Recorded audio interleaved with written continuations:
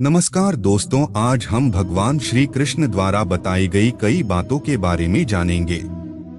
यह बातें मनुष्य के जीवन के जीने का आधार है और हमें अपने को कैसे जीना चाहिए उसकी सीख भी देती है। आइए जानते हैं भगवान श्री कृष्ण द्वारा बताई गई उन बातों के बारे में। गीता सार के इस उपदेश को अगर कोई भी व्यक्ति अपने जीवन में पालन करे तो निश्चय ही वह एक सफल व्यक्ति बन सकता है।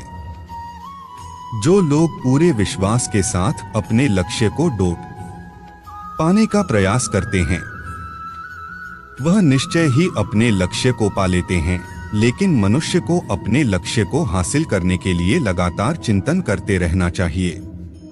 तनाव से दूर रहने का संदेश भगवान श्री कृष्ण ने गीता सार में कहा है कि लोगों को तनाव से दूर रहना चाहिए, क्योंकि तनाव इंसान को सफल होने से रोकता है। अपना काम को प्राथमिकता दें और इसे पहले करें। श्रीमद् भगवत गीता में श्री कृष्ण ने यह उपदेश दिया है कि अपने काम को पहले प्राथमिकता दें और पहले अपने काम को पूरा करने की कोशिश करें, तभी दूसरे का काम करें, क्योंकि जो लोग पहले अपने काम को नहीं करते और दूसरे का काम करते रहते हैं वे लोग अक्सर परेशान रहते हैं।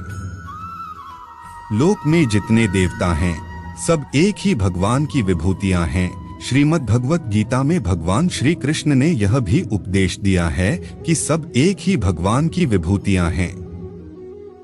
जो लोग भगवान के अलग अलग रूपों की पूजा करते हैं और उनकी अलग अलग शक्तियों में भरोसा रखते हैं, ऐसे लोगों के लिए यह जान लेना बेहद जरूरी है कि सभी एक ही भगवान की विभूतियां हैं। मनुष्य के अच्छे गुण और अवगुण भगवान की शक्ति के ही रूप हैं। इसका सार यह है कि लोक में जितने देवता हैं सभी एक ही भगवान की विभूतियां हैं। वहीं कोई पीपल को पूज रहा है तो कोई पहाड़ को, कोई नदी या समुद्र को। असंख्य देवता हैं जिनका कोई अंत नहीं है। लोग अपनी अपनी आस्था के मुताबिक देवी देवताओं के अलग अलग स्वरूपों की पूजा करते हैं, लेकिन सभी एक ही भगवान की विभूतियां हैं। जो लोग भगवान का सच्चे मन से ध्यान लगाते हैं वह पूर्ण सिद्ध योगी माने जाते हैं। गीता सार में भगवान श्री कृष्ण ने यह भी उपदेश दिया है कि जो लोग सच्चे मन से भगवान की आराधना करते हैं और अपना पूरा ध्यान भगवान की भक्ति में लगाते हैं वे लोग पूर्ण सिद्ध योगी माने जाते हैं। वहीं जो मनुष्य परमात्मा के सर्वव्यापी, अकल्पनीय, निराकार, अविनाशी, अचल स्थित स्वरूप की उपासना करता है और अपनी सभी इंद्रियों को वश में करके सभी परिस्थितियों में समान भाव से रहते हुए सभी प्राणियों के हित में लगा रहता है, उस पर ईश्वर की कृपा जरूर बरसती है। आपको बता दें कि गीता सार में महाभारत के युद्ध में भगवान श्री कृष्ण ने अर्जुन से कहा कि हे अर्जुन, अपने मन को मुझ में ही स्थिर कर और अपनी बुद्धि को मुझ में ही लगा। इस तरह तू निश्चित रूप से मुझ में ही हमेशा निवास करेगा। वहीं अगर तू ऐसा नहीं कर सकता है तो भक्ति योग के अभ्यास द्वारा मुझे प्राप्त करने की इच्छा पैदा कर सकता है। इस तरह तू मेरे लिए कर्मों को करता हुआ मेरी प्राप्ति रूपी परम सिद्धि को प्राप्त करेगा। अपने काम को मन लगाकर करें और अपने काम में खुशी खोजें। जो लोग अपने काम को मन लगाकर करते हैं और अपने काम में खुशी ढूंढ लेते हैं वे लोग निश्चित ही सफलता प्राप्त करते हैं। वहीं दूसरी तरफ कई लोग ऐसे भी होते हैं जो किसी काम को बोझिल समझकर उस काम को सिर्फ निपटाने की कोशिश करते हैं। ऐसे लोग किसी काम को ढंग से नहीं कर पाते हैं और अपने जीवन में पीछे रह जाते हैं। किसी भी तरह की अधिकता इंसान के लिए बन सकती है बड़ा खतरा। गीता सार में श्री कृष्ण ने यह बात कही है कि इंसान के लिए किसी भी तरह की अधिकता घातक साबित हो सकती है। जिस तरह संबंधों में कड़वाहट हो या फिर मधुरता, खुशी हो या गम, हमें कभी भी अति नहीं करनी चाहिए। जीवन में संतुलन बनाए रखना बहुत जरूरी है।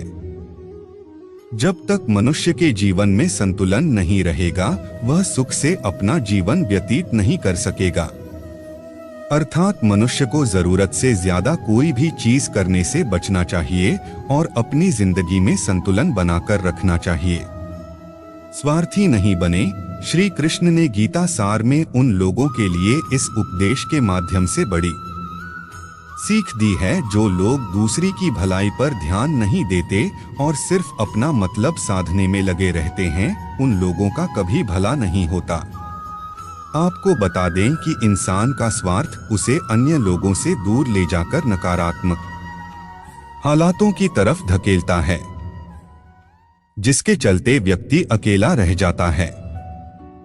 वहीं गीता में यह भी कहा गया है कि स्वार्थ शीशे में फैली धूल की तरह है, जिसकी वजह से व्यक्ति अपना प्रतिबिंब ही नहीं देख पाता।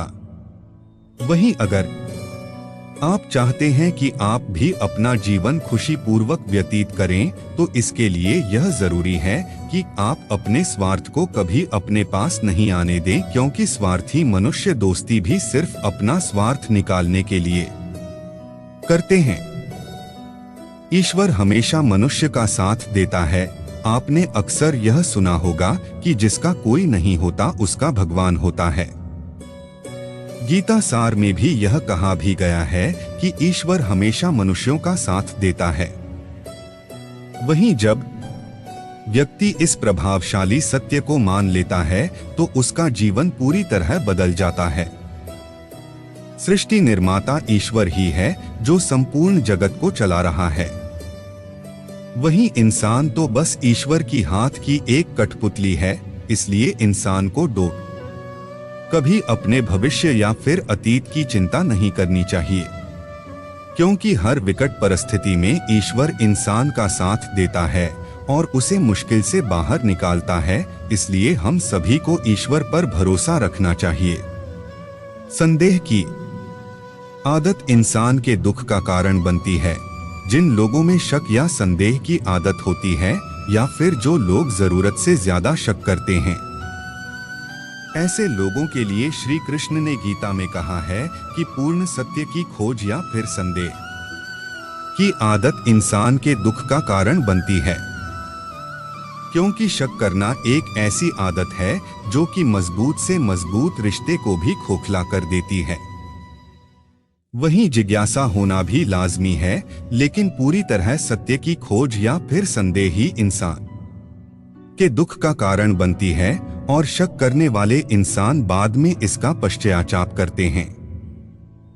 भगवान श्री कृष्ण के धारा श्रीमद् भगवत गीता में जो भी उपदेश दिए हैं, अगर इन उपदेशों को लोग अपने जीवन में उतार ले तो वे निश्चित ही अपने जीवन में सफल हो सकते हैं। गीता सार के ये उपदेश वाकई एक सफल जीवन के निर्माण करने में अपनी अहम भूमिका निभाते हैं। क्यों व्यर्थ की चिंता करते हो? किससे व्यर्थ डरते हो? कौन तुम्हें मार सकता है? आत्मा ना पैदा होती है न मरती है। जो हुआ वह अच्छा हुआ, जो हो रहा है वह अच्छा हो रहा है, जो होगा वह भी अच्छा ही होगा। तुम भूत का पश्चाताप न करो, भविष्य की चिंता न करो। वर्तमान चल रहा है तुम्हारा। क्या गया जो तुम रोते हो? तुम क्या लाए थे जो तुमने खो दिया? तुमने क्या पैदा किया था जो नाश हो गया? न तुम कुछ लेकर आए, जो लिया यहीं से लिया। जो दिया यहीं पर दिया, जो लिया इसी भगवान से लिया। जो दिया इसी को दिया। टाइम्स खाली हाथ आए और खाली हाथ चले। जो आज तुम्हारा है कल और किसी का था, परसों किसी और का होगा। तुम इसे अपना समझकर मग्न हो रहे हो। बस यही प्रसन्नता तुम्हारे दुख खोण का कारण है। टाइम्स परिवर्तन संसार का नियम है। जिसे तुम मृत्यु समझते हो वही तो जीवन है। एक क्षण में तुम करोड़ों के स्वामी बन जाते हो, दूसरे ही क्षण में तुम दरिद्र हो जाते हो। मेरा तेरा, छोटा बड़ा, अपना पराया, मन से मिटा दो, फिर सब तुम्हारा है, तुम सबके हो।